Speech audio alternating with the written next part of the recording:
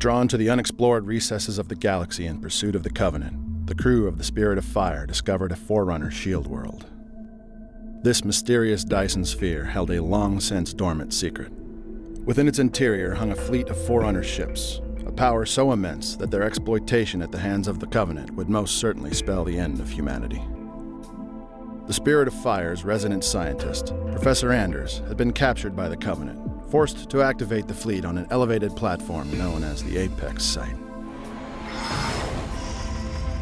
Narrowly escaping, she quickly found herself on the interior surface of this artificial world, a surface which now surged with the parasite known as the Flood.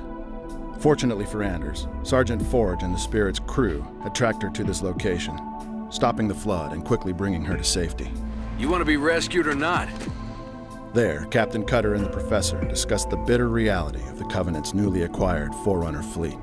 With no debate, they agreed that the only way to stop the Covenant would be to destroy the entire shield world and everything within it. Disengaging their slip-space drive, the Spirit's crew lowered it to the world's interior surface near the base of the Apex Site.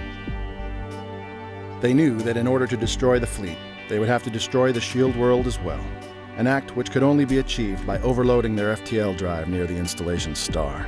Pushing through the last vestiges of the Covenant infantry, Forge and the Spartan Red Team led a charge to the Apex Site. Although the Covenant had been momentarily forced from their position, they were not without a fight. Quickly recovering, the Arbiter and the large contingent of elites assaulted the Apex Site, engaging Forge and the Spartans.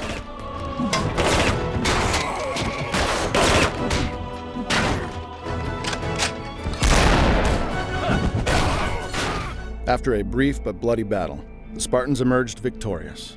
And despite Forge only narrowly defeating the Arbiter, he realized that the slip-space drive had been damaged in the process. It would now require a manual overload. Someone would have to stay behind. Sir, it's already overheating. I'll have to separate the core and align them manually when they need to blow. Son, I have a feeling before this is over, we'll need every last Spartan in the fight. I can do this. Report back to the ship. Without hesitation, Forge chose himself for the task, ordering the Spartans back to the Spirit of Fire. As the drive overloaded, the Spirit of Fire sped toward the shield world's sun, using the star's expanding gravity well to slingshot their vessel out of the shield world as the entire superstructure collapsed around them.